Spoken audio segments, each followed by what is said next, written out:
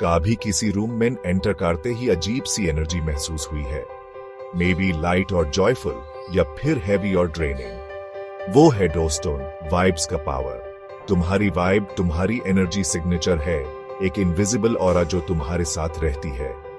यह तुम्हारे thoughts, feelings और बिलीव्स का कॉम्बिनेशन है जो एक यूनिक फ्रीक्वेंसी की तरह बाहर जाता है। सोचो इसे एक रेडियो की तरह। एपी अपना डियल एक स्पेसिफिक फ्रीक्वेंसी पे ट्यून करते हो एक पर्टिकुलर स्टेशन सुनाने के लिए। इसी तरह तुम्हारी वाइब अपनी यूनिक फ्रीक्वेंसी पे ऑपरेट करके मैचिंग एनर्जीज, एक्सपीरियंसेस और लोगों को भी तुम्हारी लाइफ में अट्रैक्ट करती है। बिल्कुल एक रेडियो सिग्नल की तरह तुम्हारी वाइब कॉन्स्टेंटली ट्रांसमिट कर रही होती है, चाहे तुम्हें पता हो या ना हो।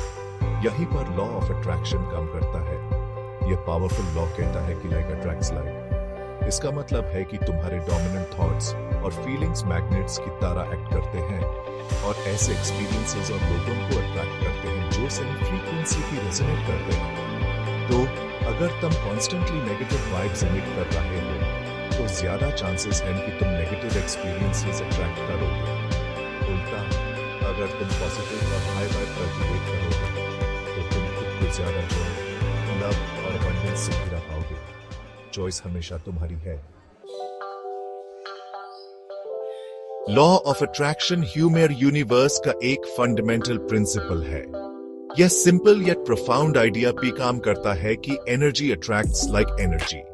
जैसे मैग्नेट्स मेटल ऑब्जेक्ट्स को अट्रैक्ट करते हैं, वैसे ही ह्यूमन थॉट्स, इमोशंस और बिलीव्स कॉरेस्पॉन्डिंग एक्सपीरियंसेस को हमारी रियलिटी में अट्रैक्ट करते हैं। इमेजिन करो खुद को एक पावरफुल मैग्नेट की तरह कॉन्स्टेंटली एनर्जी सिग्नल्स यूनिवर्स में एमिट कर रहा है। यह सिग्नल्स जो तुम्हारे थॉट्स और इमोशंस से शेप होते हैं, सिमिलर एनर्जीज को वापस तुम्हारी तरफ अट्रैक्ट करते हैं। अगर तुम फियर, डाउट और नेगेटिविटी से भरे हो तो तुम इनेविटेबली और भी ऐसे एक्सपीरियंसेस अपनी लाइफ में अट्रैक्ट करोगे। लेकिन अगर तुम चूज करो कि तुम लव, ग्रेटिट्यूड और अबंडेंस पे फोकस करो तो तुम वही क्वालिटीज मिराकुलसली अपनी तरफ रिफ्लेक्ट होते पाओगे। लॉ ऑफ अट्रैक्शन हमेशा काम कर रहा होता है, चाहे हम कॉन्शियस हो या ना हो। ये ग्रेविटी की तरह है, इससे फर्क नहीं पड़ता कि तुम इस पे बिलीव करते हो या नहीं। ये कॉन्स्टेंटली तुम्हारी रियलिटी को इन्फ्लुएंस कर रहा है। इस पावरफुल लॉ को हार्नेस करने की ये समझने में है कि तुम अपनी रियलिटी की क्रिएटर हो।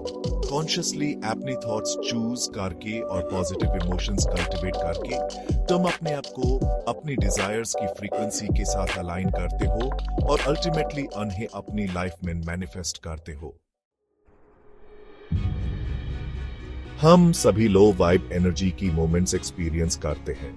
यह ह्यूमन होने का एक नेचुरल पार्ट है। लेकिन जब नेगेटिविटी हमारी डोमिनेंट स्टेट ऑफ बीइंग बन जाती है तो हम खुद को अनहैप्पीनेस और अनफुलफिलमेंट की साइकिल में फंसा सकते हैं। लो वाइब एनर्जी एक हैवी क्लोक की तरह है जो हमें नीचे खींचती है और हमारी इनर लाइट को डिम कर देती है। जब हमारी वाइब लो होती है तो हम डिफिकल्ट सिचुएशंस और रिलेशनशिप्स को अट्रैक्ट करते हैं जो हमारी इनर टर्मोइल को मिरर करते हैं। हम खुद को ड्रामा, कॉन्फ्लिक्ट और नेगेटिविटी से घिरा हुआ पाते हैं। वर्ल्ड को देखने का हमारा नजरिया बदल जाता है और हमें अच्छा तब भी दिखने में तकलीफ होती है जब वो हमारे सामने होता है। लो वाइब एनर्जी का एक सबसे डैमेजिंग एस्पेक्ट है कि ये टॉक्सिक रिलेशनशिप्स को अट्रैक्ट करता है।